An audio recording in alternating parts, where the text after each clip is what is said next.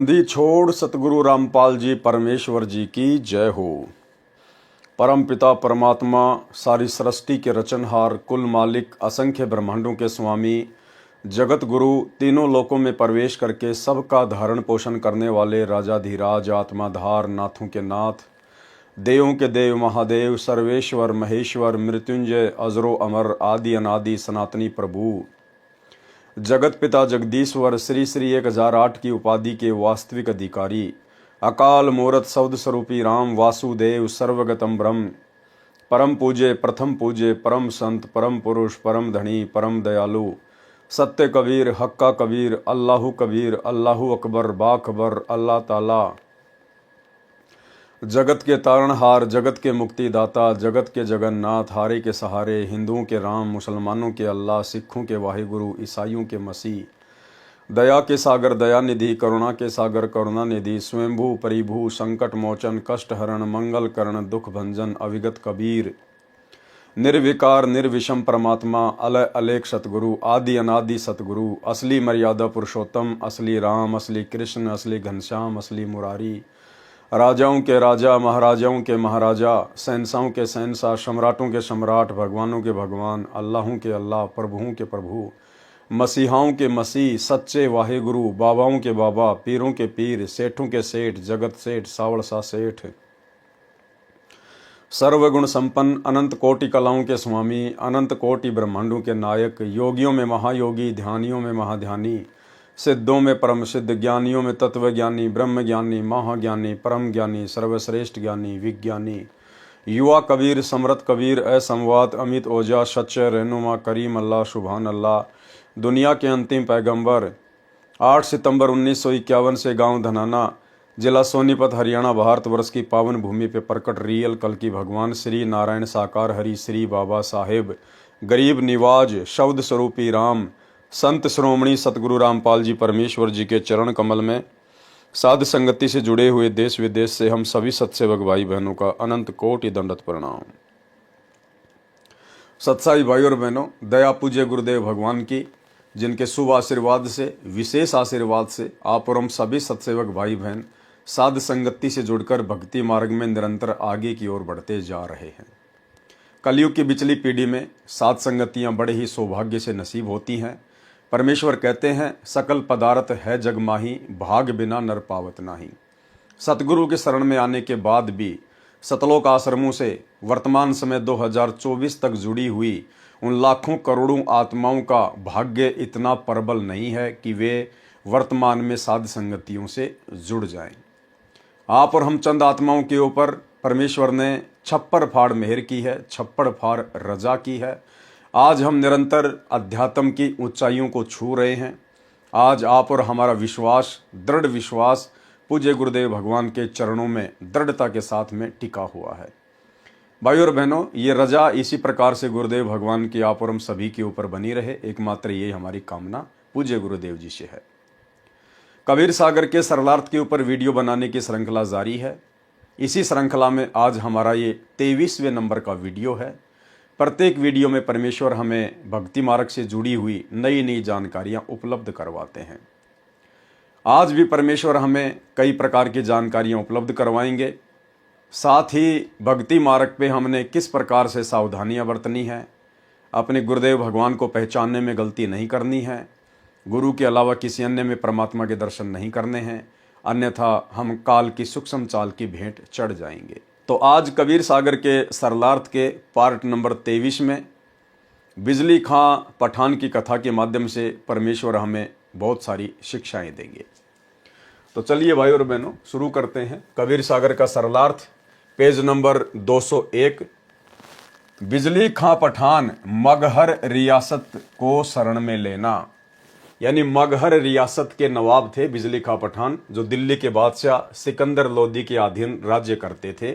उनको परमेश्वर ने किस प्रकार से अपनी शरण में लिया।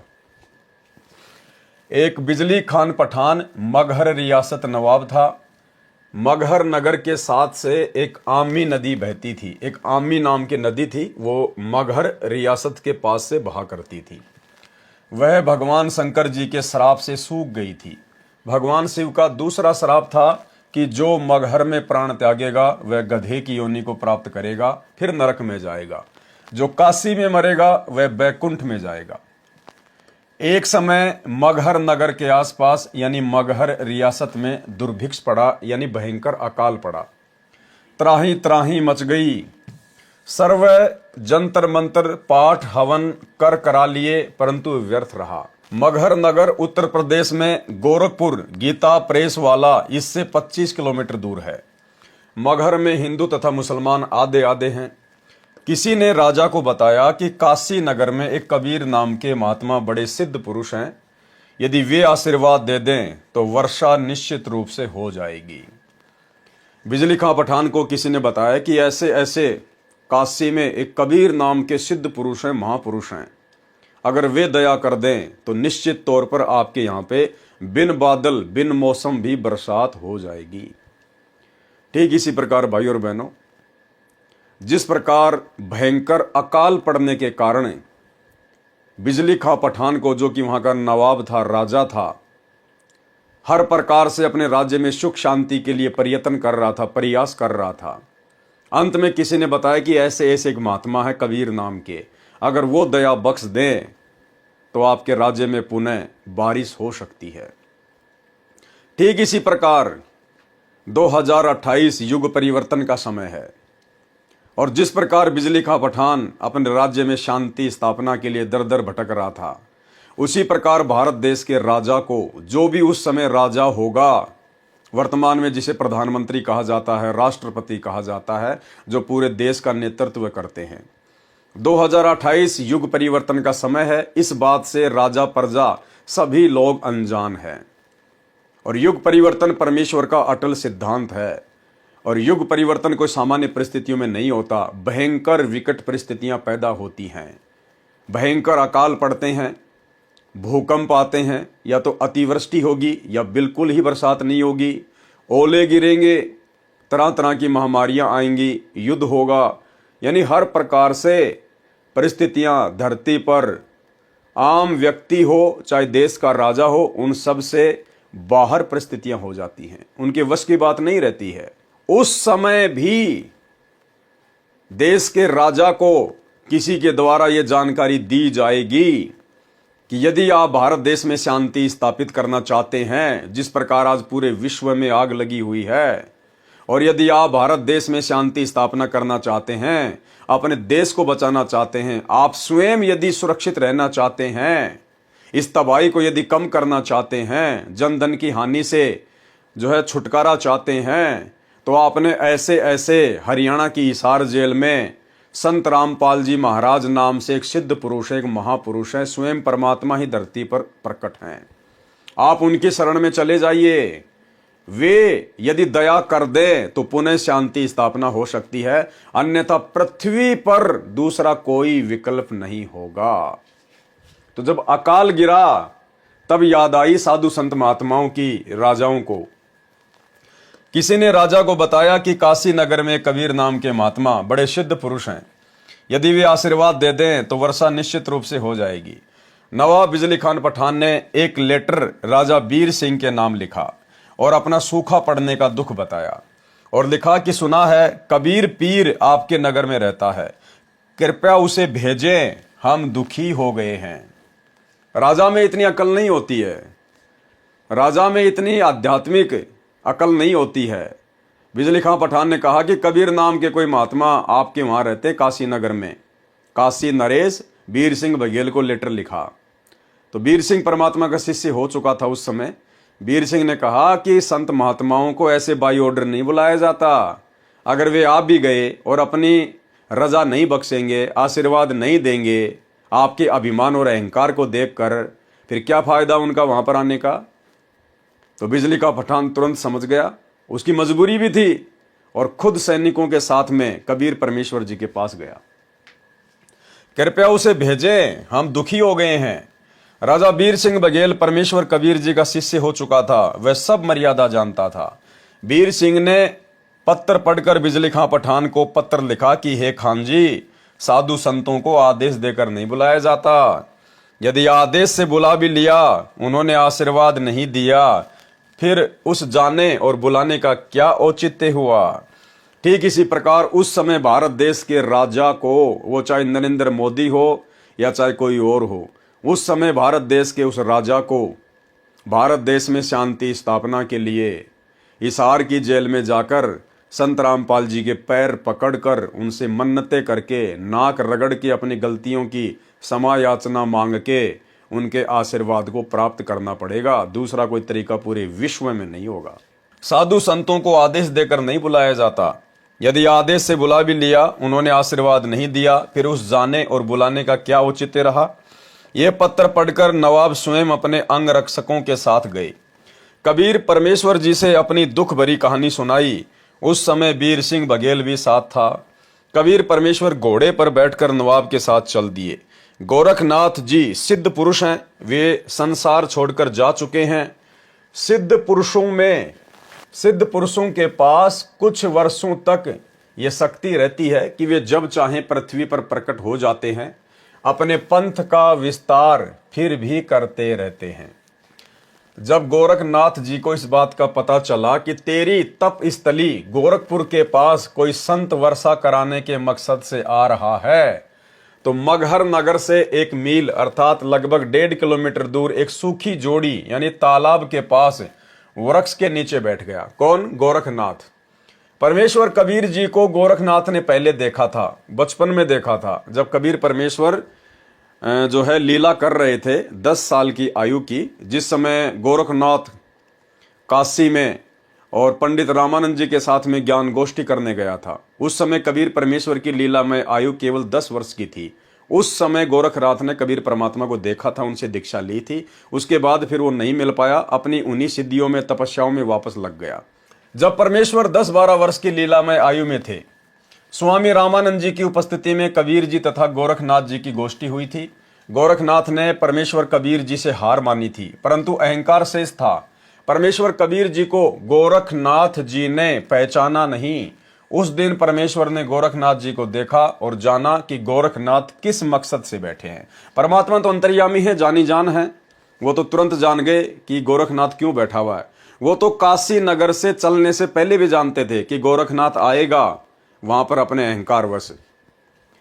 परमेश्वर कबीर जी तो अंतर्यामी हैं, उनको समझते देर नहीं लगी। परमेश्वर घोड़ा रोककर नीचे उतरे और नवाब से कहा कि हे बिजली खान, आप काशी गए, ये देखो महात्मा जी बैठे हैं, ये तो जो चाहे सो कर सकते हैं, इनसे प्रार्थना करो। नवाब बिजली खान ने सिद्ध पुरुष से वर्षा कराने की प्रार्थना की। गोरखनाथ जी उठे और अपने त्रिशूल को उस छोटे जोड़ी के बीच में जमीन में गाड़ा और निकाल लिया। पानी का फवारा निकला, तलैया भरने के पश्चात रुक गया। कबीर जी ने कहा कि हे बिजली खान, बन गया काम, महात्मा का धन्यवाद करो। बिजली खान ने कहा कि हे महात्मा जी, इस जल से तो एक समय हमारे पशु भी तृप्त नहीं हो सकते, वर्षा कराने की कृपया करें। गोरखनाथ जी क्रोध से बोले कि इस क्षेत्र के व्यक्तियों के भाग्य में 2 साल तक बारिश होने का संयोग नहीं है, पाप कर्म बढ़ा है, बारिश कैसे हो सकती है। यदि किसी में शक्ति है तो वर्षा करा के दिखा दे। उस समय गोरखनाथ जी कबीर जी पर व्यंग कर रहे थे। कबीर जी ने नवाब तथा साथ आए सैनिकों तथा गांव से आए व्यक्ति जो नवाब को देखकर उसी तलैया पर चले गए थे, सबको कहा मैं यहां बैठकर परमात्मा में धुन लगाता हूं। लीला की परमात्मा ने, उनको कहां धुन लगानी थी, वे तो स्वयं ही परमेश्वर हैं। मैं यहां बैठकर परमात्मा में धुन लगाता हूं, आप घर को जाओ। यदि परमेश्वर ने सुन ली तो आधे घंटे में बरसात हो जाएगी। यह कहकर परमेश्वर कबीर जी गोरखनाथ की तलैया से 200 फीट की दूरी पर बैठ गए। नवाब तथा प्रजा कैसे गांव जा सकती थी, उनके पैर नहीं चल रहे थे। 10 मिनट के अंदर ही जोर की घटा उठी, मूसलाधार वर्षा हुई, सब सरोवर भर गए, खेतों में पानी पानी हो गया। ये लीला देखकर बिजली खान पठान कबीर जी को प्रार्थना करके गांव ले गए। स्वयं नाम लिया, पूरे नगर के हिंदू तथा मुसलमानों ने दीक्षा ली। उस समय संतान की बहुत कमी होती थी। एक मुसलमान के घर कोई संतान नहीं थी। उम्र लगभग 70 वर्ष थी। पति पत्नी ने कबीर परमात्मा से रो रो कर पुत्र की मांग की। परमेश्वर जी ने आशीर्वाद दिया कि 10वें महीने पुत्र हो जाएगा। ऐसा ही हुआ। वर्तमान में उस व्यक्ति के परिवार का एक पूरा मोहल्ला यानी पूरी कॉलोनी बसी हुई है। उसका नाम मोहल्ला कबीर करम है। कबीर करम का अर्थ है कबीर कृपया ये दास मगर में, यानी गुरुदेव भगवान कह रहे हैं कि ये दास मगर में संगत को वह पवित्र यादगार दिखाने गया था। 3 बार वहां जाने का सौभाग्य प्राप्त हुआ। वहां के नागरिक कहते हैं कि परमेश्वर कबीर जी की कृपा से नगरी सुख से बस रही है। यहाँ हिंदू मुसलमान लगभग आधे आधे हैं। कभी भी धर्म के नाम पर आपस में झगड़ा नहीं हुआ है। देश के अन्य शहरों में कई बार हिंसा होती है, परंतु हमारे गांव में भाईचारा कायम रहा। क्यों? परमेश्वर के आशीर्वाद से। उस समय के लोग डरने वाले थे, साधु संतों की इज्जत करते थे। और वर्तमान में क्या हो रहा है? वर्तमान में क्या हो रहा है? सतगुरु रामपाल जी की संगत में 2 पार्ट हो गए।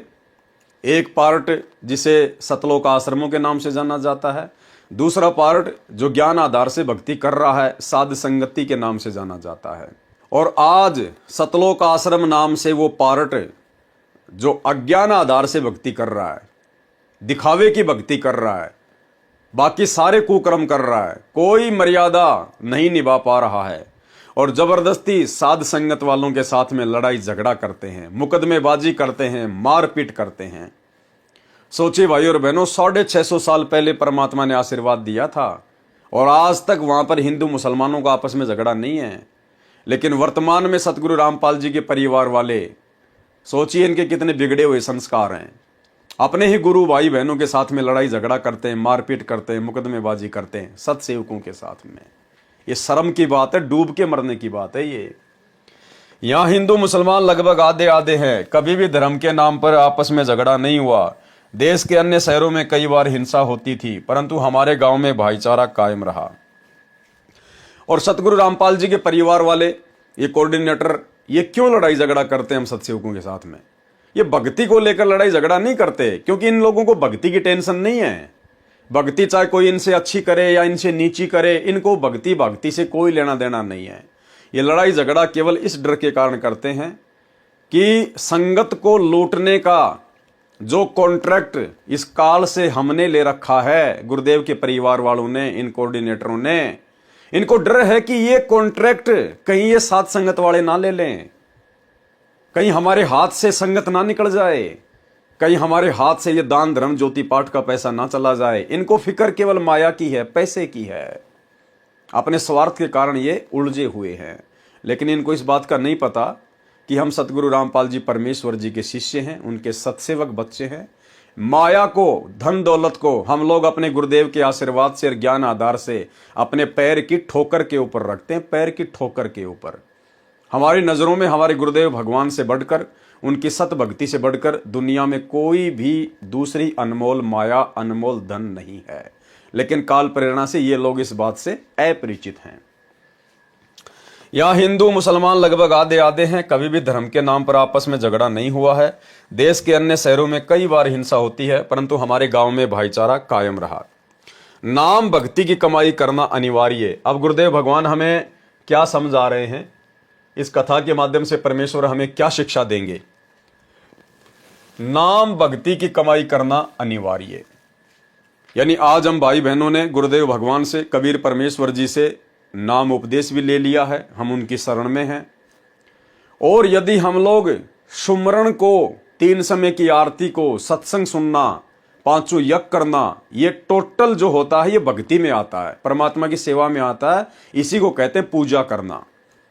पूजा, भक्ति, सेवा, इसमें सब कुछ आ जाता है। 3 समय की आरती आ गई, मंत्र जाप करना हो गया, सत्संग सुनना, मर्यादा निभाना, गुरुदेव को भोग लगाना, यानी भक्ति से संबंधित जो भी क्रिया होती है वो सेवा, पूजा इसी नाम से जानी जाती है।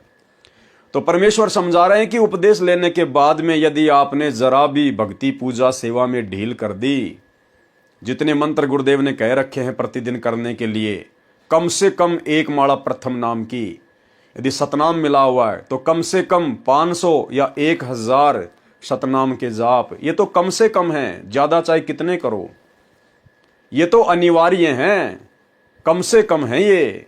यदि हम इतना भी नहीं करेंगे, भक्ति को हल्के में लेंगे तो फिर हमारे साथ में क्या बनेगी? फिर भी हम पार नहीं हो पाएंगे। हम मर्यादा में भी पूरे हैं, सच्चा गुरु भी बना रखा है, लेकिन गुरु ने जितनी भक्ति करने का आदेश दिया है, यदि हम उतना भक्ति नहीं कर रहे हैं तो भी हम अंत में यहीं रह जाएंगे। नाम भक्ति की कमाई करना अनिवार्य। अध्याय वीर सिंह बोध, पृष्ठ 123 पर। राजा वीर सिंह की एक छोटी रानी सुंदर देई थी। जो काशी नरेश था राजा वीर सिंह, परमात्मा उसकी स्त्री के माध्यम से आप और हमें संदेशा दे रहे हैं कि नाम की कमाई नहीं की तो क्या बनेगा। राजा वीर सिंह की एक छोटी रानी सुंदर देई थी। उसने भी परमेश्वर कबीर जी से दीक्षा ले रखी थी। उसने सत्संग बहुत सुने थे, विश्वास कम था, नाम की कमाई यानी साधना नहीं करती थी। जब रानी का अंतिम समय आया तो यम के दूत राजभवन में प्रवेश कर गए। फिर यमदूत रानी के शरीर में प्रवेश कर गए और अंतिम श्वास का इंतजार करने लगे।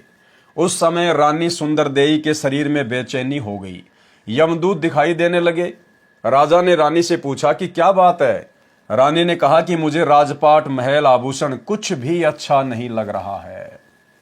रानी ने कहा कि साधु संतों को बुलाकर परमात्मा की चर्चा कराओ।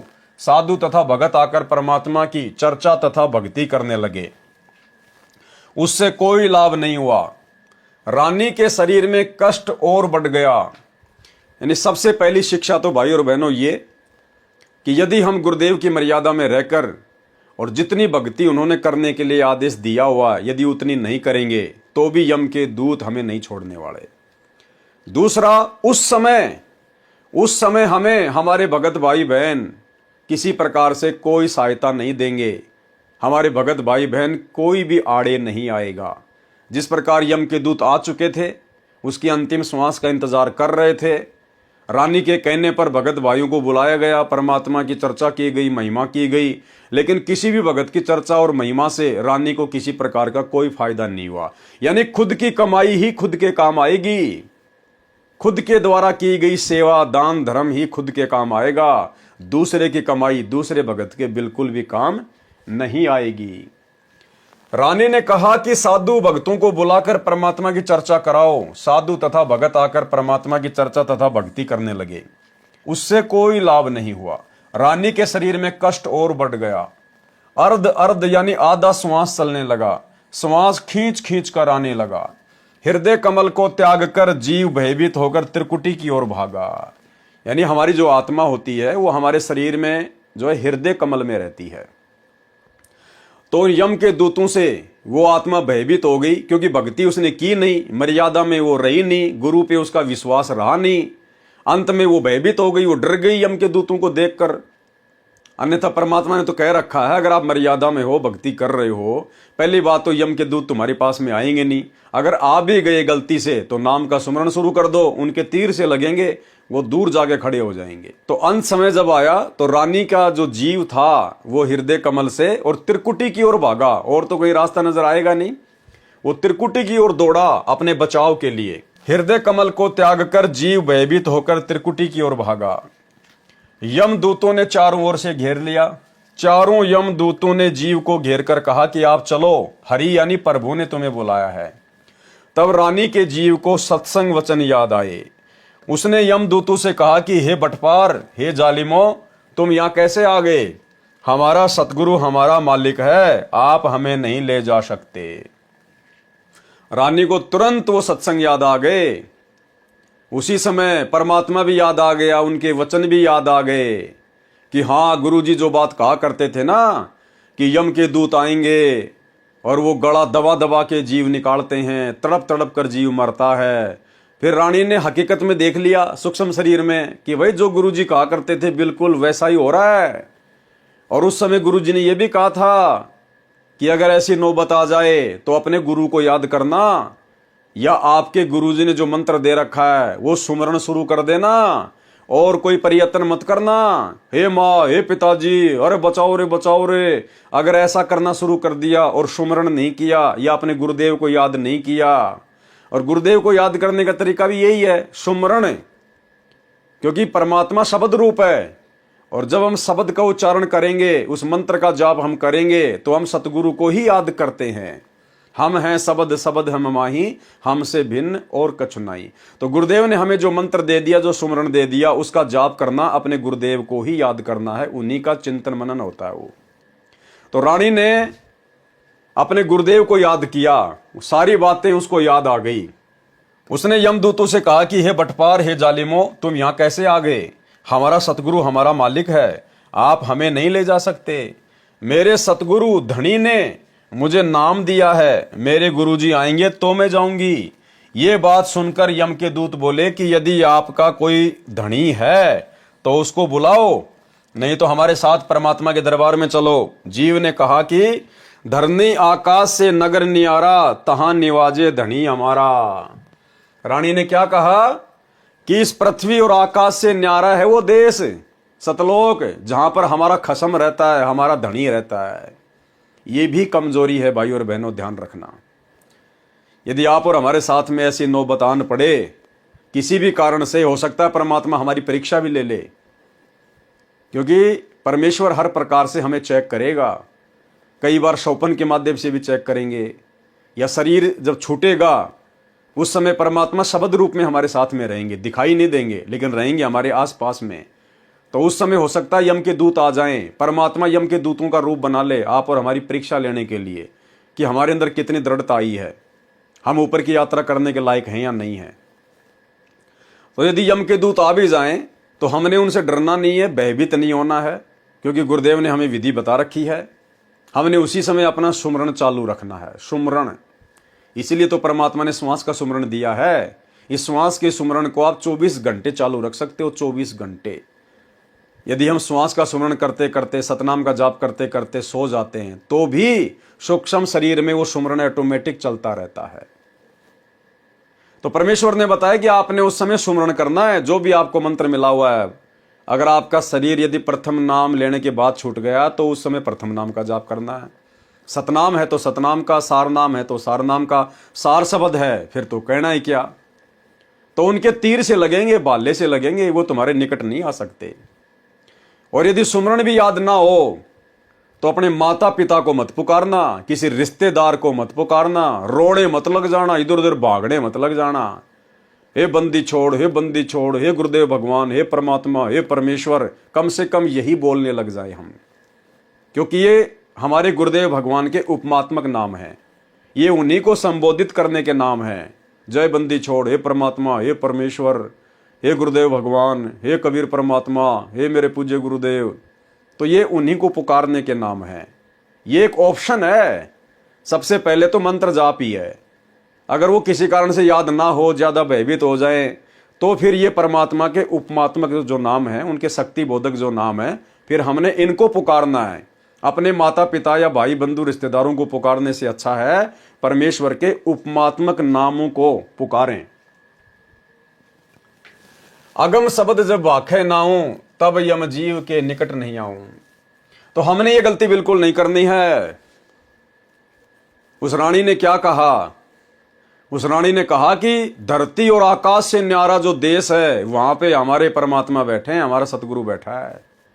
तो ये गलती हमने नहीं करनी। हमने वहां का रेफरेंस नहीं देना।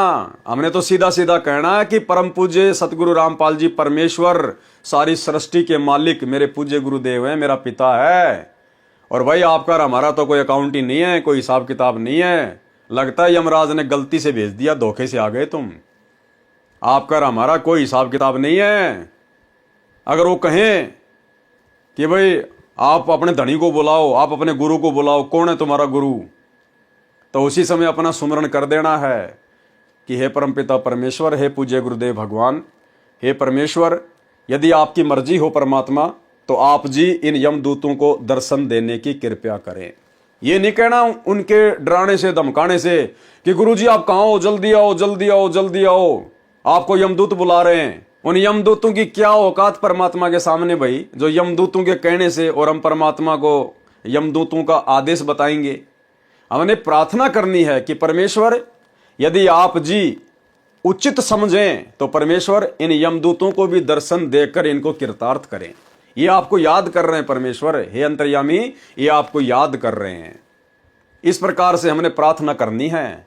सतगुरु तो जानी जान है, अंतर्यामी, हमारे पास में ही रहता है। वो तो यमदूतों के भी साथ में रहता है। उस परमेश्वर की शक्ति से ही यमराज अपना सारा ये विधान यहाँ पे सेट किए बैठा है। तो हमने इस प्रकार से प्रार्थना करनी है, बाकी डरना नहीं है, घबराना नहीं है, कोई भी हो चाहे। और ये डर और घबराहट केवल उसी भगत को नहीं होगी उस समय, जो भगत अंतिम श्वास तक मर्यादा में रहेगा, दृढ़ विश्वास के साथ भक्ति करता रहेगा और जो साध संगति से जुड़ा हुआ होगा। अन्यथा भाई और बहनों पसीने आ जाएंगे, पसीने।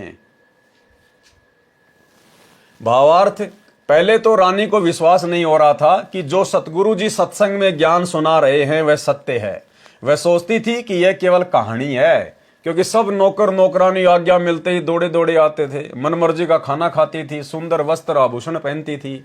उसने सोचा था कि ऐसे ही आनंद बना रहेगा। यह तो पूर्व जन्म की बैटरी चार्ज थी, वर्तमान में चार्जर मिला, नाम मिल गया तो चालू नहीं किया, यानी वर्तमान में सुमरण मिल गया तो उसने जाप नहीं किए पूरे, यानी साधना नहीं की। जब बैटरी की चार्जिंग समाप्त हो जाती है, बैटरी डाउन हो जाती है, तो सभी सुविधाएं बंद हो जाती हैं। फिर ना पंखा चलता है, ना बल्ब जगता है, बटन दबाते रहो, कोई क्रिया नहीं होती। इसी प्रकार जीव का पूर्व जन्म की भक्ति का धन यानी चार्जिंग समाप्त हो जाती है तो सर्व सुविधाएं छीन ली जाती हैं। जीव को नरक में डाल दिया जाता है, तब उसको अकल आती है। उस समय वक्त हाथ से निकल चुका होता है। और आप और हमारे विश्वास के लिए वैसे तो गुरुदेव ने बहुत सारे इंटरव्यू के माध्यम से आप और हमें विश्वास दिलाया है कि कई बार ऐसा भी हो जाता है, यम के दूत आ जाते हैं और आप लोगों को डराने लगते हैं, तो ऐसी स्थिति में आपने क्या करना है। तो 2 एग्जाम्पल दिए परमात्मा ने। एग्जाम्पल तो हजारों की संख्या में है, लेकिन गुरुदेव ने जो अपने मुख कमल से बताए वो 2 एग्जाम्पल दास आपको यहाँ पर उन्हीं के मुख कमल से सुनाना चाहेगा। पहला तो गुरुदेव ने बताया कि एक भगत था और ऐसे ऐसे उसको यम के दूत आए और उसको ले गए। रास्ते में उन दोनों की आपस में बातचीत होती है। वो कहता है कि भाई तुम हमें नहीं ले जा सकते, हमने तो नाम ले रखा है कबीर भगवान से, यानी नाम तो लिया था सतगुरु रामपाल जी का, लेकिन गुरुदेव भगवान अपने आप को छुपाते हुए कबीर जी को ही महत्व देते हैं। बाद में वो यमदूत थोड़ा विचार करने लगे, भाई इतने कॉन्फिडेंस से कैसे बोल रहा है ये, हमारे सामने तो लोगों की बोलती बंद हो जाती है। तो उनमें से एक ने कहा कि कहीं हमसे कोई गलती ना हो गई हो, तू जा धर्मराज के पास कि साहब ऐसे ऐसे एक मृत लोक का एक प्राणी है और वो तो इस प्रकार से बोल रहा है।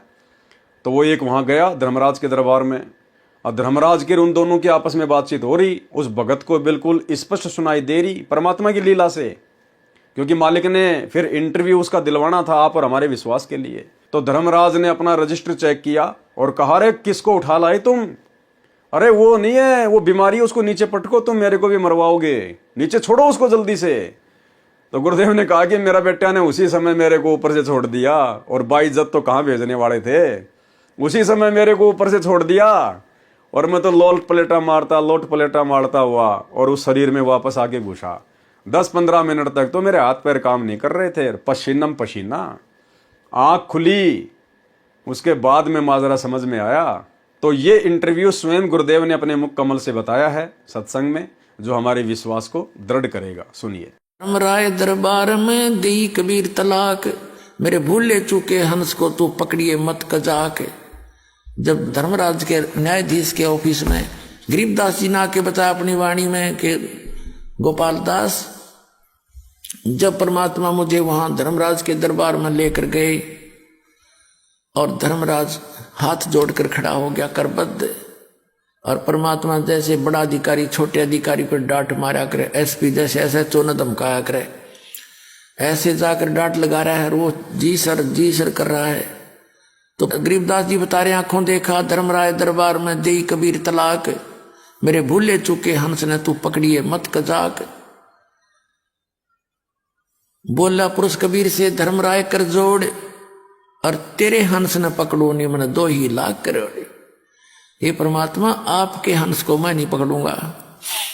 परमात्मा ने कहा कि मेरे भगत का तू लेखा जोखा भी मत करना, और गलती से आ जा तो मेरे पास भेज देना। तो धर्मराज ने कहा कि परमात्मा आपकी शरण माने से पहले इसके गुड और बैड अकाउंट दोनों होते हैं, तो इसके जो बैड अकाउंट में इसके बुरे संस्कार हैं उसके अनुसार तो दाता मैंने सदा सुनानी पड़ेगी, मेरी मजबूरी है, उसका कोई विकल्प बताओ। तो परमात्मा ने कहा कि कर्म भ्रम ब्रह्मंड के मैं पल में कर दूं नेस, उनको क्रॉस मार दूंगा, और जिन हमारी दो ही दिसो करो हमारे पेश।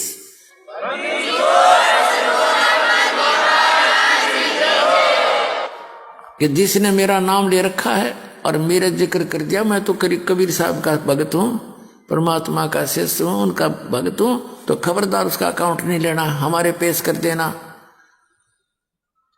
तो पुण्यात्मा एक भगत बता रहा था, रात्रि के समय मैंने सपना आया और दो आए इसी बूढ़ी बूढ़ी शक्ल के और पकड़ कर मेरी बाँख, चल तेरा टाइम हो लिया, पूरा टाइम हो गया तेरा समय, मुझे ले गए ऊपर।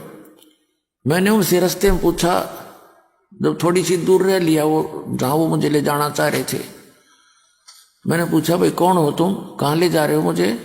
कि हम हैं यम के दूत और पहले ले जाओगे तेरे धर्मराज के दरबार में, और फिर जैसा आदेश होगा फिर हम तेरे को वहाँ छोड़ देंगे।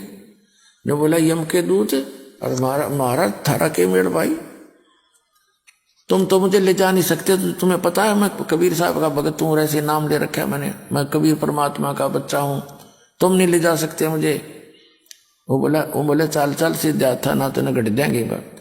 ने बोला मैं गुट्टान के साथ छुटान लग गया, वो छोड़ने ऊपर दोनों खूब खुच्चम खुच्चा हो गया, हम तीनों जने। तो वो तगड़े थे, मेरा भी कई मार गए, मुझे खड़ा कर लिया। तो वो फिर डर गई इस बात, तब इतना कॉन्फिडेंस से जब कह रहा है कि गड़बड़ हो जा, थारे दूध चूक लागी हो। एक ने कहने लगा तू इसके पास खड़ा रहा, मैं पहले अंदर जाके वेरीफाई कराया हूँ। तो उसने जाके कहता मैंने न सोने दूर थे, वो तो मालिक की लीला थी, अंदर बतलाते। उसने कहा जी ऐसे ऐसे एक व्यक्ति लाए हैं जो आपका आदेश था।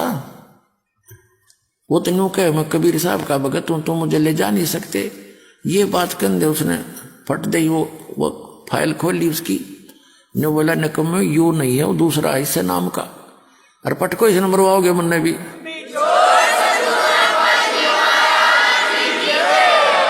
तो वो यूं कहता सुना तो मुन्ने भी मरवाओगे न, छोड़ का तुरंत बाइज्जत। तो जब वो वापस आए ने बोला छोड़ दे बीमारी ने, बोला ऊपर तो पटक दिया मेरे बेटा ने ऊपर से, और इज्जत तक कड़े छोड़ने थे। बोला ऊपर तो पटक दिया, नो आओ मैं सबकी लेनता, और नीचे आया जब एकदम नो आँख खुली मेरी, उठा तो मेरे हाथ पैर काम नहीं करे, सारा शरीर पसीना पसीना। जब मैं ठीक ठाक जाग जाता तो मेरे नो सोचूं सपना है यो, मेरा 15-10 मिनट के बाद तो मेरे शरीर हरकत में आया था, ऐसी स्थिति थी। तो पुण्यात्माओं आपका ऐसे समर्थ से मेल हो गया है, अब सच्चे दिल से भक्ति करना, पूरे परिवार की रक्षा करेगा, और सतलोक जाओगे, शरीर जाओगे, वहां जाकर सुंदर शरीर पाओगे। बोलो सतगुरुदेव की जय हो।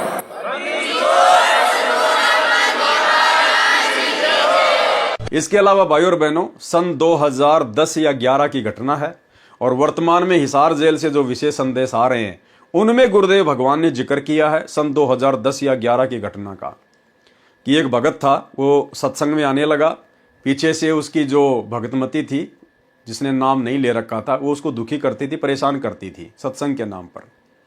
तो जैसे ही वो भगत अपने घर से सत्संग के लिए निकला, पीछे से उसका फोन आ गया कि कहाँ हो, बच्चा बीमार हो गया है, जल्दी आओ। भगत ने कहा कि मैं तो जा रहा हूँ सत्संग में, घर पर पैसे रखे हुए हैं, हॉस्पिटल बराबर में है, बच्चे को दिखा ले। ये कहकर उसने फोन ही बंद कर दिया और सत्संग सुना। दूसरे दिन जैसे उसने फोन खोला, तुरंत उसकी भक्तमती का फोन आया, कहा कि कहाँ हो? बोला सत्संग में हूँ। फिर उसने बहुत सारी बातें बताई कि आज तो चमत्कार हो गया हैं, आपके गुरुजी कैसे हैं, लंबे लंबे हैं, सर में सफ़ेद बाल हैं, सफ़ेद कपड़े पहनते हैं। भगत ने सोचा कि भाई आज ये क्या भाषा बोल रही है, क्यों पूछ रही है। तो गुरुदेव ने बताया कि उस लड़के ने अपनी माँ को बताया कि जिस समय हॉस्पिटल में था मैं, और ऐसे ऐसे यम के दूत आए और मुझे ले जा रहे थे पकड़ के शरीर से निकाल के, और उस समय ऐसे ऐसे एक लंबी लंबी हाइट का सफ़ेद सफ़ेद बाल वाला सफ़ेद कुर्ते पजामे पहना हुआ एक बाबा आया, एक आदमी आया, और उसने झटका मारकर यम के दूतों से मेरा हाथ छुड़ाया। अब उसके बाद वो भगत भी रोने लग गया, उसकी भी आंखों में आंसू आ गए। कुछ दिनों बाद में उसके बाल बच्चों ने भी गुरुदेव से उपदेश ले लिया। तो भाई और बहनों, गुरुदेव अपने मुख कमल से ये इंटरव्यू बता रहे हैं, वर्तमान में ही हिसार जेल से जो ऑडियो आ रही है उनमें गुरुदेव कह रहे हैं कि इस दास ने उनको झटका दे के छुड़वाया।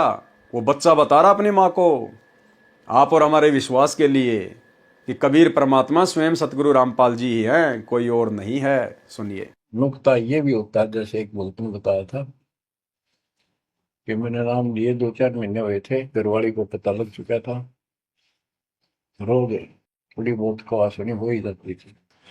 एक दिन मैं सत्संग में आने लग रहा था, रास्ते में फोन आया, कोई बात 10-11 की बात है, कि इकलौता बेटा बीमार हो गया बहुत सख्त, कहा हो, जल्दी आओ।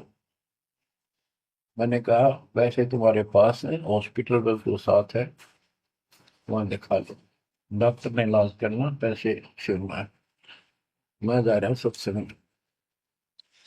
बस वो लगी उल्टे सुलटी बात सुनाने, मैंने फोन काट दिया, मैं आ गया पास में, मैंने फोन ना बंद रखा। अगले दिन फोन खोला, उसी टाइम फोन आया कि लड़का ठीक हो गया, तो चमत्कार हो गया, डॉक्टर भी हैरान है, ये हो कैसे बेहतर हो। तो राहत की सांस ली। फिर मैं जब वहां गया तो फिर मैं पूछा कि तुम्हारे गुरु जी कैसे हैं, क्या सफेद कपड़े पहनते हैं, लंबे से हैं, सिर पे सफेद बाल हैं। मैं उनके मुंह की तरफ देखूं, ये उस लड़के ने बताया अपनी माँ को, एक ऐसा आदमी आया था और मेरे को काल के दूतों से जो खींच के झटका देकर सुटा के लाया, वापस मेरे को छोड़ दिया इसमें शरीर में। तो मेरी आंखों से पानी पड़ा, और वो भी ने बोली हम भी चल रहे, वहां में सारे परिवार ने दीक्षा बोला। उसके बाद उस लड़के का 4 साल हो गए, बुखार नहीं चढ़ा। बच्चों, इसको कहते हैं नुक्ते ऊपर ही जगह रे कोटी करो, जब जा तुम्हारी। तो भाई और बहनों, इसी प्रकार यदि आप और हमारे साथ भी ये शरीर छोड़ने के बाद में बन जाए किसी भी कारण से, चाहे हमारी भक्ति कम हो या चाहे परमात्मा हमारी परीक्षा लेते हों, हर स्थिति में हमने निडरता के साथ में, क्योंकि निडरता आएगी भक्ति की शक्ति से, मर्यादाओं में रहने से, और एक दिन ये सब में आ जाएगी जो अंत तक इस परमात्मा के दरबार में पड़े रहेंगे। तो उस समय हमें डरना नहीं है, घबराना नहीं है, हमने अपना सुमरण करना है, क्योंकि सुमरण ही हमारा गुरु है। शब्द गुरु चित चेला रे। उसके बाद आगे का काम पूज्य गुरुदेव भगवान का है। तब उसको अकल आती है। उस समय वक्त हाथ से निकल चुका होता है, केवल पश्चाताप और रोना शेष रह जाता है। रानी सुंदरदेवी ने सत्संग सुन रखा था, पूर्ण सतगुरु से दीक्षा ले रखी थी, नाम की कमाई नहीं की थी। दीक्षा लेने के बाद भी भक्ति पूरी नहीं कर पाई, नाम की कमाई पूरी नहीं कर पाई, पूरा विश्वास अपने गुरुदेव पर, उनके वचनों पर, सत्संगों पर नहीं कर पाई। वह गुरुद्रोही नहीं हुई थी, गुरु निंदा भी नहीं किया करती थी। रानी ने सतगुरु को याद किया कि हे सतगुरु, हे मेरे धनी, मेरे को यमदूतों ने घेर रखा है, मुझ दासी को छुड़ाओ। मैंने आपकी दीक्षा ले रखी है, आज मुझे पता चला कि ऐसी आपत्ति में न पति न पत्नी न बेटा बेटी भाई बहन राजा प्रजा कोई सहायता नहीं करता।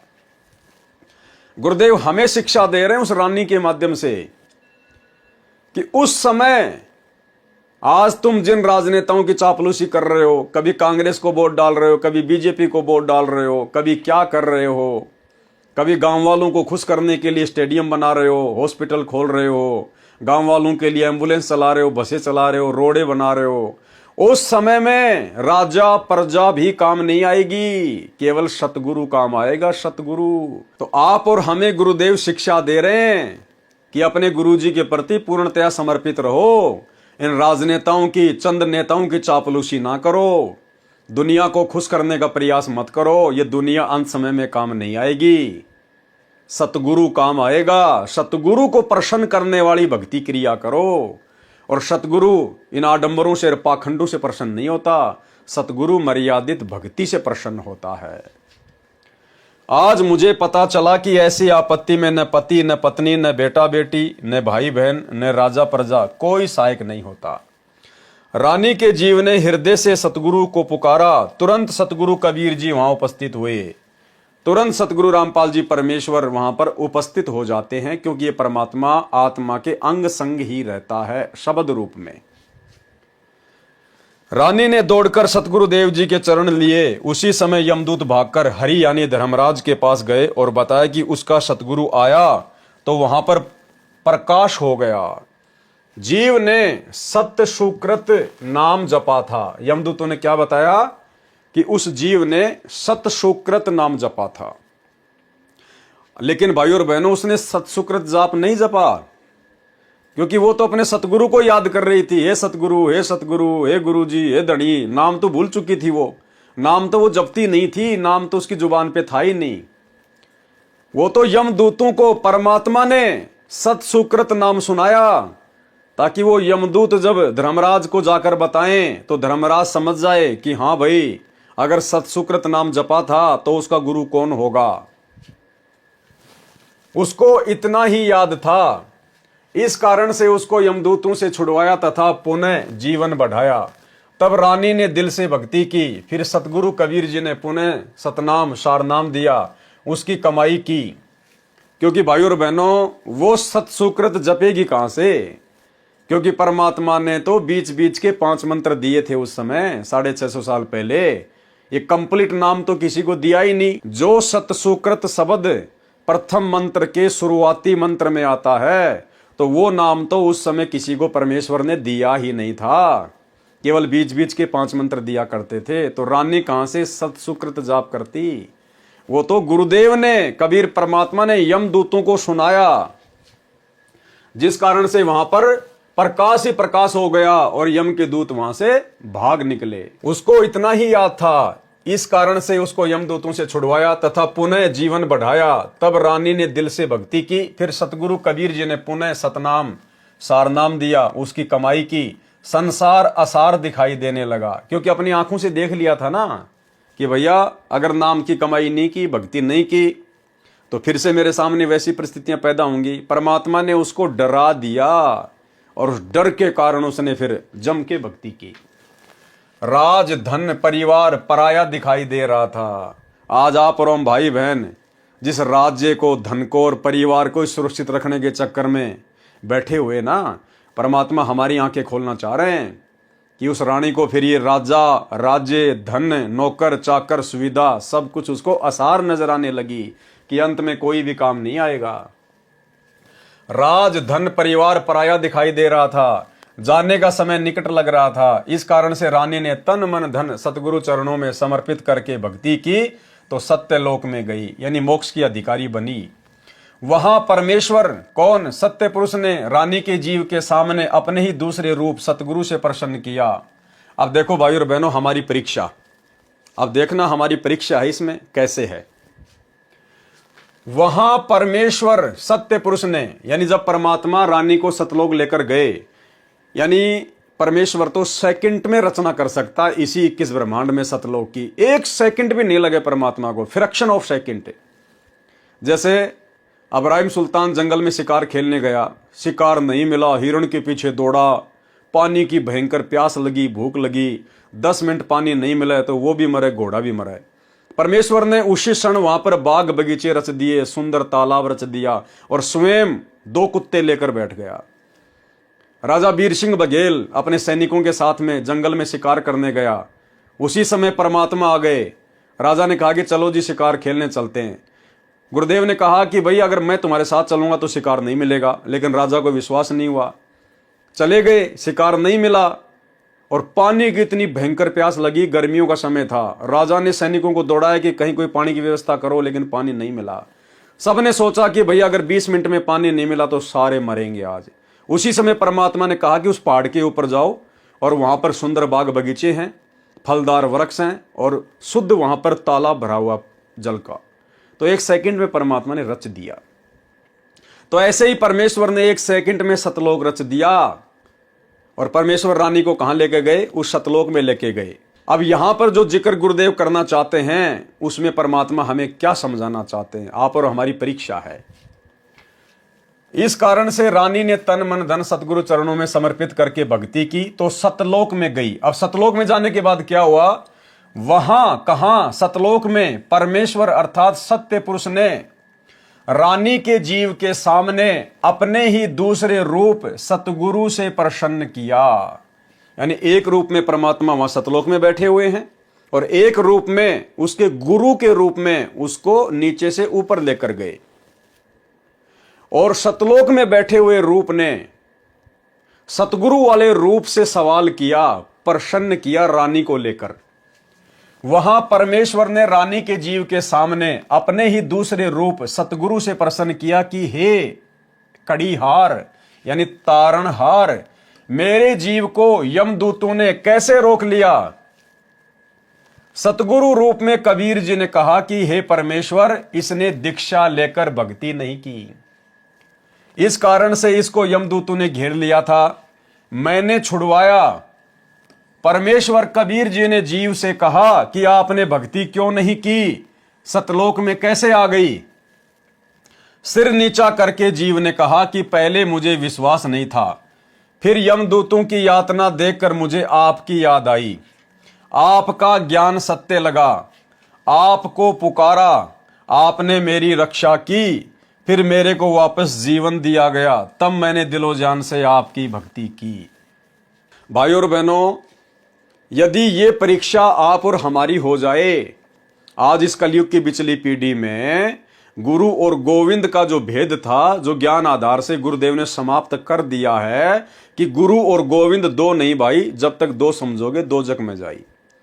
अगर इस प्रकार की परीक्षा गुरुदेव आप और हमारी ले लें, हमें सतलोक लेकर जाएं या यहीं पर सतलोक की रचना कर दें और हमें लेकर जाएं नीचे से सतगुरु रामपाल जी अपने रूप में, और वहां हमने देखा कि सिंहासन लगा हुआ है, कोई और कबीर परमात्मा बैठा हुआ है, तो हमने उस परमेश्वर को महत्व नहीं देना है। धोखा खा जाएंगे उसी समय, फैल हो जाएंगे उसी समय।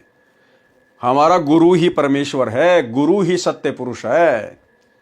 हमने उस सिंहासन वाले के किसी भी सवाल का कोई जवाब नहीं देना, केवल अपने गुरुदेव भगवान के आगे हाथ जोड़ने, उन्हीं से अर्ज करनी है, उन्हीं से प्रार्थना करनी है। यह हमारी परीक्षा होगी और त्रिकुटी पर भी परमात्मा हमारी इस प्रकार से परीक्षा लेंगे। एक सत्संग में गुरुदेव ने हमें क्या समझाया कि गुरु गोविंद दोनों खड़े काके लागू पाए, बलिहारी गुरु अपना जिन गोविंद दियो बताए। गुरुदेव ने बताया जब तुम त्रिकुटी पर जाओगे और एक रूप में तो वहां पर मैं खड़ा हूं यानी तुम्हारा गुरु, और दूसरे रूप में यदि कबीर परमात्मा अपने ओरिजिनल रूप में आ जाए, दाढ़ी मूछ वाले रूप में, जिसको नादान संगत कबीर भगवान मानती है, तो भगत को गुरुदेव ने आदेश दिया कि बलिहारी गुरु अपना जिन गोविंदियों मिलाए। अपने ही गुरुदेव के चरणों में गिरना है। उधर अगर उस कबीर भगवान की तरफ अगर झांक भी लिया, देख भी लिया, उसी समय फैल हो जाओगे। और यहां भी ऐसा ही है, यानी वर्तमान में हम जो भक्ति कर रहे हैं ना, यहां भी हमने ऐसा ही करना है। इसलिए तो हमने दाढ़ी मूछ वाली कबीर जी की फोटो को घर से बाहर कर दिया कि ना रहेगा बांस, ना बजेगी बांसुरी। तो पहले सुनिए ये सत्संग। गुरु और गोविंद दोनों खड़े, वहां मान लीजिए परमात्मा दोनों रूप बना के खड़ा हो जा, एक दास का रूप और दूसरा अपना ओरिजिनल रूप। तो कहते हैं वहां भी परीक्षा होगी, किसके लागू पाए। सबसे पहले कहते बलिहारी गुरु अपना जिन गोविंदियों मिलाए। अपने गुरु जी के ही चरणों में गिरना, वहां पर परमात्मा की तरफ अगर झांक भी लिया उधर साथ होगी तो वो रिजेक्ट करेंगे आपको। यहां भी ऐसा ही होगा। अपने गुरु जी के ही चरणों में गिरना, वहां पर परमात्मा की तरफ अगर झांक भी लिया उधर साथ होगी तो वो रिजेक्ट करेंगे आपको। यहां भी ऐसा ही होगा। अपने गुरु जी के ही चरणों में गिरना, वहां पर परमात्मा की तरफ अगर झांक भी लिया उधर साथ होगी तो वो रिजेक्ट करेंगे आपको। यहां भी ऐसा ही होगा। तो वहां गुरु जी के ही चरणों में समर्पित होना है तो भगवान प्रसन्न। तो भाई और बहनों, आपके समझ में आ गया होगा, ये रानी की परीक्षा थी। परमात्मा रानी को लेकर गए नहीं लेकर गए हमें नहीं पता, लेकिन परमेश्वर ने यदि यहां पर लिखा है तो भाई और बहनों ये आप और हमारी परीक्षा है। जिस प्रकार वो रानी सतलोक में सत्य पुरुष को देखकर, उस तेजोमय रूप को देखकर कह रही थी कि मैंने आपको पुकारा, आप आए मेरी रक्षा करने के लिए, जबकि आया तो सतगुरु था रक्षा करने के लिए। लेकिन वहां पर रानी ने देखा कि ये है भगवान। जिस प्रकार हर किसी ने धोखा खाया, धर्मदास जी ने धोखा खाया, नानक जी ने धोखा खाया, दादू जी ने धोखा खाया, मलुकदास जी ने धोखा खाया, गीसा संत जी ने धोखा खाया। जिनको भी परमात्मा सतलोक लेकर गए नीचे से सतगुरु रूप में, जिंदा महात्मा के रूप में, और वहां जैसे ही उन्होंने देखा कि सिंहासन पर तेजोमय परमात्मा बैठा है, और नीचे से गया हुआ सतगुरु जिंदा महात्मा उस तेजोमय रूप के ऊपर चवर करने लगता है। जीव की परीक्षा होती है। तो सबने यही सोचा कि भगवान तो ये है और ये जिंदा बाबा जो मुझे नीचे से ऊपर लाया ये तो इसका नौकर है।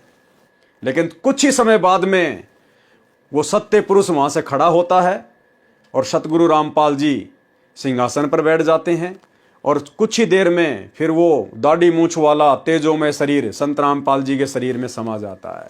अकेले सतगुरु रामपाल जी सिंहासन पर रह जाते हैं। फिर उनकी आंखें खुलती हैं कि भाई ये नौकर नाकर नहीं है, ये तो खुद ही सत्य पुरुष है, तो लीला कर रहे हैं नीचे। तो आप और हम भगत भाई बहनों ने, भाई और बहनों, भले हम सतलोक में क्यों ना पहुंच जाएं, भले हम ओरिजिनल सतलोक में ही क्यों ना चले जाएं, यदि वहां पर सिंहासन पर हमें हमारे पूज्य गुरुदेव भगवान दिखाई ना दें, हमने जाते दंडवत नहीं मार देनी है। कहीं को दाढ़ी मूंछ वाला बैठा और हमने मार दी वहां पे जाके दंडवते। हाँ, यदि हमें यह आभास हो गया वहां पर कि मेरे ही गुरु का रूप सामने है, मेरे ही गुरुदेव भगवान अपने दूसरे रूप में तेजोमय रूप में यहां पर बैठे हुए हैं, और जब तक हमारे गुरुदेव भगवान या तो उस तेजोमय रूप में ना समा जाएं या वो तेजोमय रूप हमारे गुरुदेव में ना समा जाए, तब तक हमने दंडवत नहीं करना है। जब तक एक रूप ना रह जाए, एक रूप, तब तक हमने दंडवत नहीं करना। चाहे वो कितना तेजोमय रूप है और गुरुजी हमारे पास में खड़े, हमने सामने जाके दंडवत नहीं मारनी उसके, फेल हो जाएंगे। हमें क्या पता वो सतलोक है क्या है, क्या पता परमात्मा यहीं पर हमारी परीक्षा ले रहे हैं। तो हमने केवल अपने गुरुजी के प्रति समर्पित रहना है हर हाल में, चाहे परिस्थितियां कैसी भी क्यों ना हो। आपको पुकारा, आपने मेरी रक्षा की, फिर मेरे को वापस जीवन दिया, तब मैंने दिलो जान से आपकी भक्ति की। पूर्ण दीक्षा प्राप्त करके आपकी ही कृपा से और गुरुजी के सहयोग से, देखो क्या कह रही है रानी, कि मैंने पूर्ण भक्ति करके आपकी कृपा से और गुरुजी के सहयोग से, आपकी कृपा और गुरुजी का सहयोग, यानी भगवान तो मान रही है सामने वाले को और सतगुरु को केवल अपना गुरु मान रही है, कि आपकी कृपा से और गुरुजी के सहयोग से। तो उसने तो दो मान लिए ना। और मालिक कहते हैं गुरु और गोविंद दो नहीं भाई, जब तक दो समझोगे दो जग में जाई। और वो रानी फिर कई बार दो जग में गई, क्योंकि उस समय तो मोक्ष होना नहीं था। 650 साल पहले तो वर्तमान की पिछली पीढ़ी में मोक्ष होना था। तो मनुष्य जन्म तो प्राप्त किए होंगे 2, 4, 5, 10, हर बार माँ के पेट में आई, नरक तो भोगना पड़ा ना। तो मालिक का वचन मिथ्या नहीं है। तो जो गलती उस रानी ने की, आप और हमने सतगुरु को लेकर वो गलती नहीं करनी है। क्या कहा रानी ने, कि पूर्ण दीक्षा प्राप्त करके आपकी कृपा से, वो सतलोक में बैठे हुए तेजोमय रूप वाले को कह रही है कि आपकी तो कृपा से और गुरु जी के सहयोग से, यानी उसने दो मान रखे थे, गुरु अलग और परमात्मा अलग, मैं यहां आपके चरणों में पहुंच पाई हूं। सत्यलोक में जाकर भगत अन्य भक्तों के पास भेज दिया जाता है।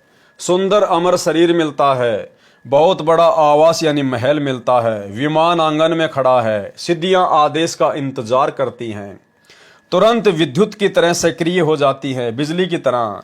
जैसे बिजली का बटन स्विच दबाते ही बिजली से चलने वाला यंत्र तुरंत कार्य करने लगता है, ऐसे वहां पर वचन का बटन स्विच है। जो वस्तु चाहिए बोलिए, वस्तु पदार्थ आपके पास उपस्थित होगा। जैसे भोजन खाने की इच्छा होते ही आपके भोजन स्थल पर गतिविधि प्रारंभ हो जाएगी, थाली गिलास रखे जाएंगे। कुछ देर में खाने की इच्छा बनी तो सिद्धि से उठकर रसोई में रखे जाएंगे, मिनट पश्चात इच्छा हुई तो भी उसी समय व्यवस्था हो जाएगी। घूमने की इच्छा हुई तो विमान में गतिविधि महसूस होगी, विमान के निकट जाते ही द्वार खुल जाएगा, विमान स्टार्ट हो जाएगा। यानी भाई और बहनों, इस आत्मा को चाहत है उन सुखों की, भले ही किसी को ज्ञान है या नहीं है, भले कोई वर्तमान में सच्चे गुरु की शरण में है या नहीं है, लेकिन आत्मा को रह रहकर उन सुखों की याद आती है। और यहाँ के इंसान जो बड़े बड़े वैज्ञानिक हैं, ये लोग यही प्रयास करते हैं कि कुछ ना करें और सब कुछ ऑटोमेटिक हो जाए।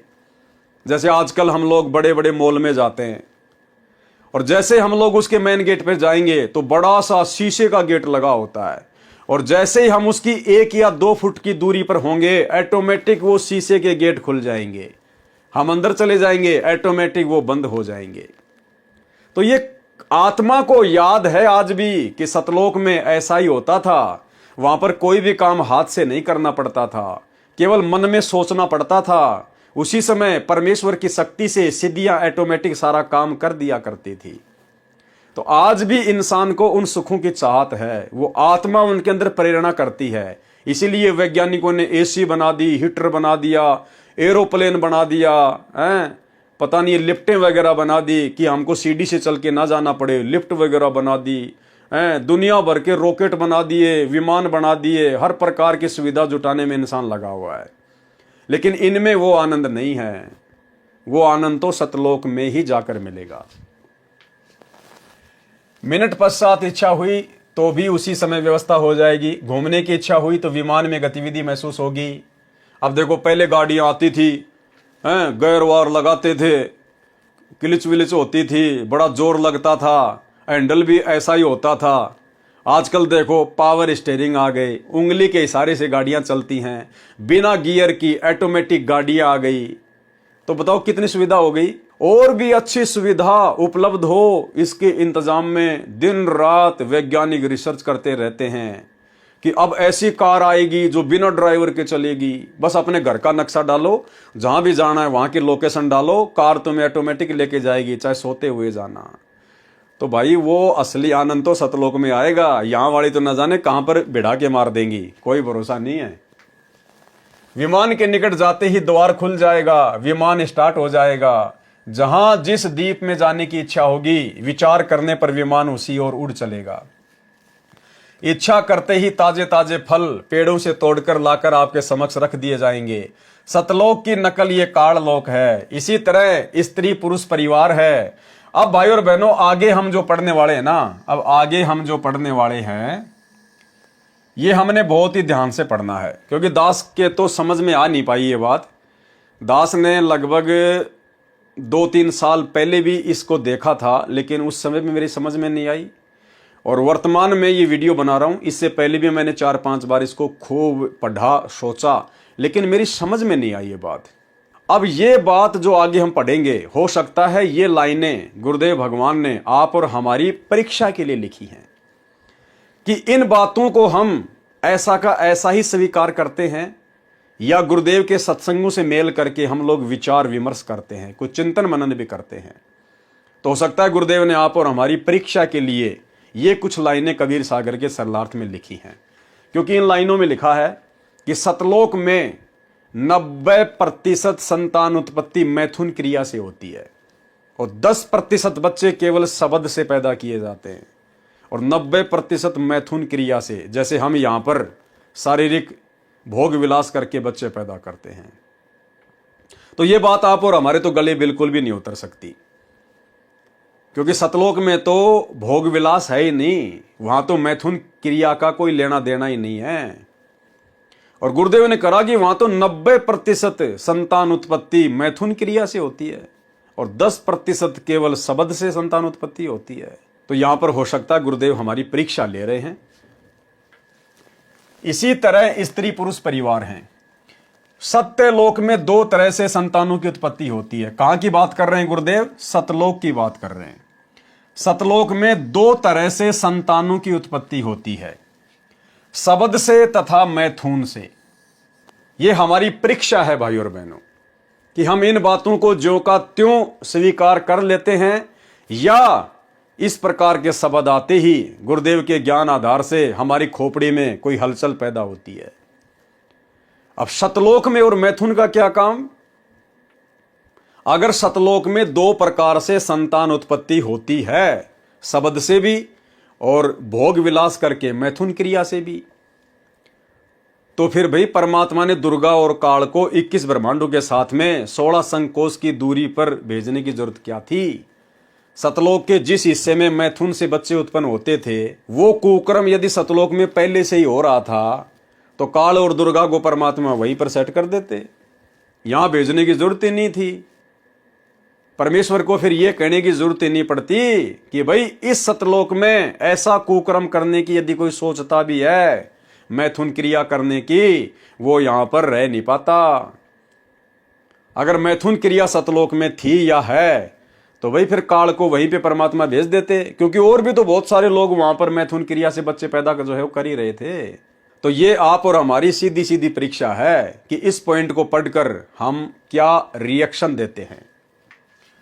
सत्यलोक में दो तरह से संतान की उत्पत्ति होती है, शब्द से तथा मैथुन से। वह हंस पर निर्भर करता है, यानी भगत के ऊपर निर्भर करता है कि वो भोग विलास करके बच्चे पैदा करना चाहता है या शब्द से बच्चे पैदा करना चाहता है।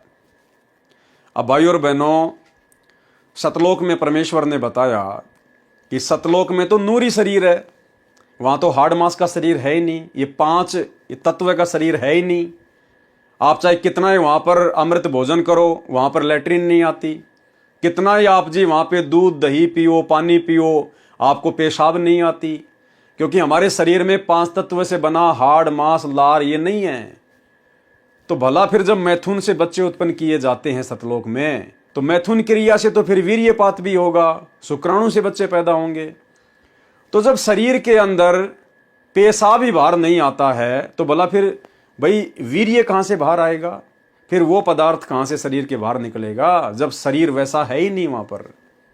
तो यह आप और हमारी परीक्षा है भाई और बहनों। सतलोक में 2 तरह से संतान की उत्पत्ति होती है, शब्द से तथा मैथुन से। वह हंस पर निर्भर करता है। वचन से संतान उत्पत्ति वाला क्षेत्र सतगुरु के सिंहासन के चारों ओर है। नर नारी से परिवार वाला क्षेत्र उसके बाद में है। वचन से संतान उत्पन्न करने वाले केवल नर ही उत्पन्न करते हैं। सत्यलोक में वृद्ध अवस्था नहीं है। नर नारी वाले क्षेत्र में लड़के तथा लड़कियां दोनों उत्पन्न करते हैं, विवाह करते हैं केवल वचन से। जो बच्चे उत्पन्न होते हैं वे काल लोक से मुक्त होकर गए जीव जन्म लेते हैं, फिर कभी नहीं मरते, न बूढ़े होते हैं। जो सतलोक में मुक्त होकर जाते हैं उनको सर्वप्रथम सत्य पुरुष जी के दर्शन कराए जाते हैं। यानी जो आत्मा इस पृथ्वी लोक से मुक्त होकर जाती है, सबसे पहले उनको परमेश्वर के दर्शन करवाए जाते हैं। ठीक है जी। उस समय उसका वही स्वरूप रहता है जैसा पृथ्वी से आता है। यानी पृथ्वी से यदि कोई बूढ़ा गया तो उसका वही वहां पर स्वरूप रहेगा। यदि कोई जवान गया है तो जवान जैसा ही उसका रूप रहेगा। अब आगे एक बात और है, वो मेरे बिल्कुल समझ में नहीं आ रही। चलो, ऊपर वाली तो गुरुदेव के ज्ञान आधार से हम लोगों ने निष्कर्ष निकाल लिया कि भाई सतलोक में मैथुन क्रिया नहीं है। हो सकता है परमात्मा ने हमारी जो है वो परीक्षा के लिए यहां पर ऐसा लिखा है। लेकिन अब जो नीचे हम पढ़ेंगे वो तो भाई और बहनों मेरे बिल्कुल भी समझ से बाहर की बात है। आप में से अगर किसी के समझ में आ जाए तो भाई और बहनों आप जी बता देना। अन्यथा अगर गुरुदेव की परीक्षा होती, अगर ये शब्द यहां पर गुरुदेव की अगर परीक्षा होती तो जरूर परमात्मा हमें इतनी बुद्धि देते कि हम उसको समझ पाते। लेकिन यहां पर भाई और बहनों मुझे या तो ये मिलावट लगती है या फिर इस कबीर सागर को प्रिंट करवाते समय ये गड़बड़ हुई है। नहीं, गुरुदेव ने अगर कोई बात लिखी है तो हमारे समझ में जरूर आनी चाहिए। परंतु वरद नीचे से गया, परंतु यदि कोई बूढ़ा व्यक्ति नीचे से गया कहां? सतलोक, तो वहां सत्य पुरुष के सामने उसी अवस्था व स्वरूप में जाता है। क्या कहा जा रहा है? यदि नीचे से कोई बूढ़ा आदमी मोक्ष प्राप्त करके गया सतलोक में तो सत्य पुरुष के सामने उसी अवस्था व स्वरूप में जाता है।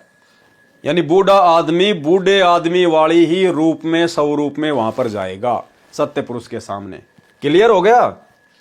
उसका प्रकाश 16 सूर्यों के प्रकाश जितना हो जाता है। ठीक है।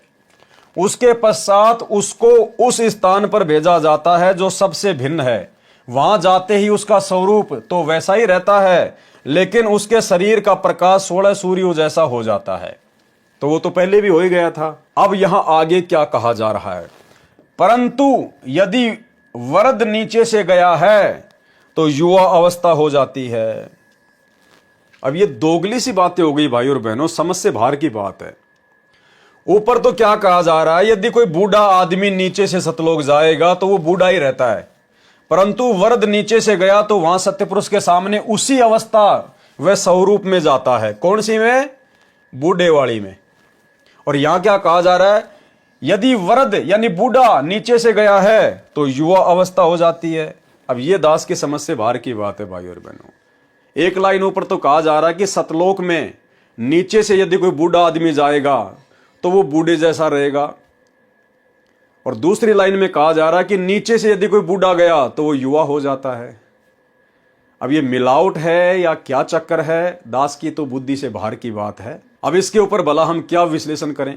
जब समझ से बाहर की बात है तो भला क्या विश्लेषण करें? कुछ एक बातें परमेश्वर ने सत्संगों में ये भी कह रखी है कि यदि आपको कोई बात समझ में नहीं आती है तो उसको छोड़ देना, फिर कभी न कभी किसी न किसी सत्संग के माध्यम से कैसे न कैसे वो बात परमात्मा समझा देगा। तो या तो ये बहुत ही गहरी और गूढ़ ज्ञान वाली कोई बात है जो आप और हमारी बुद्धि से बाहर की बात है, और यदि हमसे कोई गलती हुई हो तो परमेश्वर हमें क्षमा करें, हम क्षमा प्रार्थी हैं। और बाकी आप और हमारे समझ से बाहर की बात है, ये मिलावट है या परमात्मा के कोई गूढ़ ज्ञान की बात है, ये हम परमेश्वर के ऊपर ही छोड़ देते हैं। हम ज़्यादा दिमाग इसमें नहीं लगाएंगे और हमारे कोई मतलब की भी नहीं है। अब वहाँ जाने के बाद हम बूढ़े रहेंगे, बच्चे रहेंगे, जवान रहेंगे, हमारी तो चलेगी नहीं। जैसे यहाँ हमारी नहीं चल रही तो सतलोक में हमारी कहाँ चलेगी? वहाँ पर तो सत्य पुरुष की चलेगी। यहाँ पर जैसे काल की चलती है वहाँ पर परमात्मा की चलेगी। वो परमात्मा चाहे बूढ़ा रखे चाहे जवान रखे, हम कौन होते फिर उसे जवान लड़ाने वाले? तो इसको हम छोड़ देते हैं। जब कभी पूज्य गुरुदेव भगवान हिसार जेल से लीला पूरी करके आएंगे और यदि हमें सौभाग्य मिलेगा उनके दर्शन करने का, उस समय परमेश्वर के सामने रखेंगे, परमात्मा शंका का समाधान करेंगे। परंतु वरद नीचे से गया तो वहां सत्य पुरुष के सामने उसी अवस्था व स्वरूप में जाता है। उसका प्रकाश 16 सूर्यों के प्रकाश जितना हो जाता है।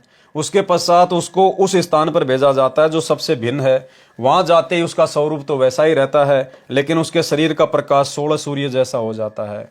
अब शरीर का प्रकाश पहले भी 16 सूर्य जैसा और वहां जाने के बाद भी 16 सूर्य जैसा हो जाता है, तो वो तो पहले ही था। अब यहां लिखा जा रहा है कि जब ऊपर जाता है तो बूढ़ा जो है बूढ़ा ही रहता है, और यहां लिखा जा रहा है कि बूढ़ा ऊपर जाता है तो वो जवान हो जाता है। परंतु यदि वृद्ध नीचे से गया है तो युवावस्था में हो जाती है। तो ये छोड़ दीजिए भाई और बहनों, आप और हमारी समझ से बाहर की बात है। या फिर ये मिलावट हुई है या फिर ये प्रिंट करवाते समय गलती हुई है, तो बताओ फिर हम इनका क्या निष्कर्ष निकालेंगे? जवान है तो जवान ही रहता है, बालक है तो बालक ही रहता है। वहां पर कुछ को सत्य पुरुष के वचन से स्त्री पुरुष का शरीर मिलता है, कुछ बीज रूप में परमेश्वर द्वारा बनाए जाते हैं, जिनका फिर एक बार किसी के घर सतलोक में जन्म होगा, परिवार बनेगा। उस स्थान पर वे हंस से एक बार जन्म लेंगे जो काल लोक तथा अक्षर लोक से मुक्त होकर जाते हैं, एकांत स्थान पर रखे जाते हैं। वे दोनों क्षेत्रों में जन्म लेते हैं। वचन से उत्पन्न होने वाले तथा स्त्री पुरुष से जन्म लेने वाले में स्त्री पुरुष से उत्पत्ति की औसत अधिक होती है। ये औसत 10/90 होती है, यानी 10% तो शब्द से बच्चे उत्पन्न होते हैं सतलोक में, और 90% होते हैं विवाह रीति से उत्पन्न होते हैं, यानी मैथुन क्रिया से उत्पन्न होते हैं। तो ये तो भाई और बहनों बिल्कुल भी स्वीकार्य बात नहीं है, क्योंकि हमारे गुरुदेव भगवान ने, सतगुरु रामपाल जी परमेश्वर ने अपने 30 वर्षों के आध्यात्मिक कैरियर में उन्होंने हजारों की संख्या में सत्संग किए हैं, बार बार सृष्टि रचना सुनाई है। परमात्मा ने कभी भी इस बात का जिक्र नहीं किया कि सतलोक में मैथुन क्रिया से बच्चे उत्पन्न होते हैं। अगर ऐसा होता तो काल को यहां भेजने की जरूरत कहां थी? परमात्मा उसी क्षेत्र में भेज देता दुर्गा और काल को कि भाई जब लाखों करोड़ों आत्माएं पहले से वहां पर मैथुन क्रिया कर रही हैं तो तुम भी वहीं जाके मर लो। यहां भेजने की परमात्मा ने आवश्यकता ही नहीं थी। और एक सत्संग में गुरुदेव ने बिल्कुल साफ कह रखा है कि सतलोक में केवल वचन से उत्पत्ति होती है, वहां मैथुन क्रिया से बच्चे उत्पन्न नहीं होते। सुनिए। तो सतलोक में आके सतपुरुष ने एक कमल के फूल पर, कमल का फूल बिना पानी के वैसे अपनी शक्ति से ऐसे बनाया, उसके ऊपर सफेद कमल के फूल पर स्वयं सतपुरुष आकार में आ गया। उनकी इतनी चमक है कि एक रूम में इतनी चमक निकलती है जैसे करोड़ों सूर्य और करोड़ों चांद मिला दे, और दोनों की रोशनी मिलकर जो चमक देवा पर गर्मी ना हो, इतनी झलक उस बंदी छोड़ भगवान सतपुरुष के एक रूम में तो निकल रही है। इतना उनका तेजो में शरीर है। तो सतपुरुष ने अपने कहते हैं 17 शब्द उच्चारण किए, वहां सतलोक की सृष्टि रची। एक तो जैसे पूरा 10 किले हो और फिर उसमें कंस्ट्रक्शन करनी न्यारी होती है, वो रचना की। एक शब्द से उन्होंने वहां के उस सतलोक के सब दीप रच दिए। एक द्वीप की इतना क्षेत्र है कि ये सारे ब्रह्मांड और उस एक द्वीप के कोण में रखे जा सकते हैं। इतना बड़ा विस्तार एक द्वीप का है। तो सबसे पहले बंदी छोड़ ने एक शब्द से वहां के सभी द्वीप रच दिए और फिर 16 शब्द उच्चारण किए। शब्द से सृष्टि होती है सतलोक में, ये मैथुन सृष्टि नहीं है। और फिर 16 शब्द उच्चारण किए। शब्द से सृष्टि होती है सतलोक में, ये मैथुन सृष्टि नहीं है। और फिर 16 शब्द उच्चारण किए। शब्द से सृष्टि होती है सतलोक में, ये मैथुन सृष्टि नहीं है। पहले शब्द से दीप लोक आदि रच दिए। दूसरे शब्द से फिर 16 शब्दों से 16 पुत्र वहां जिन्होंने वहां पर कंट्रोल करना है उस सारी सृष्टि के सतलोक की को, वो बनाए। तो भाई और बहनों, ये बात तो यहाँ पर आप और हमारी परीक्षा के मकसद से ही पूज्य गुरुदेव के द्वारा लिखी गई है और पूज्य गुरुदेव जी के सत्संग से ही हमने इसको क्लियर भी कर लिया है। सत्यलोक में स्त्री तथा नर के शरीर का प्रकाश 16 सूर्यों के प्रकाश के समान होता है। मिनी सतलोक मानसरोवर पहले है, वहां दोनों के शरीर का प्रकाश 4 सूर्यों के समान होता है। फिर आगे जाते हैं, जब परब्रह्म के लोक में बने अष्टकमल के पास पहुंचते हैं तो हंस तथा हंसनी यानी नर नारी के शरीर का प्रकाश 12 सूर्यों के प्रकाश के समान हो जाता है। फिर सतलोक में बनी भंवर गुफा में प्रत्येक के शरीर का प्रकाश 16 सूर्यों के समान हो जाता है। प्रमाण कबीर सागर अध्याय मोहम्मद बोध पृष्ठ 20, 21 तथा 22 पर 10 मुकामी रेखता। 10 मुकामी रेखता यानी भाई और बहनों, जो कथाएं हमने पढ़ी हैं पूज्य गुरुदेव के कर कमल से लिखित, जैसे वीर सिंह बघेल की थोड़ी सी कहानी, बिजली का पठान की कहानी, उसकी रानी सुंदर देई की कहानी, तो वही सारी बातें फिर परमात्मा आगे दोहे और चौपाइयों में लिख रहे हैं। तो सारी कथा तो हम भाई बहनों ने जो है वो पढ़ी ली है। तो पूज्य गुरुदेव भगवान के आशीर्वाद से आज के वीडियो में हम केवल इतना ही लेंगे। कल रात्रि 8 बजे परमेश्वर के आशीर्वाद से फिर आगे हम बढ़ेंगे। परमेश्वर और नई नई जानकारियाँ कबीर सागर के सरलार्थ के माध्यम से आप और हमें उपलब्ध करवाएंगे। तो आज की वीडियो में केवल इतना ही। गुरुदेव भगवान हम सबको आज्ञा दें, इजाज़त दें, आशीर्वाद दें। बंदी छोड़ सतगुरु रामपाल जी भगवान की जय हो।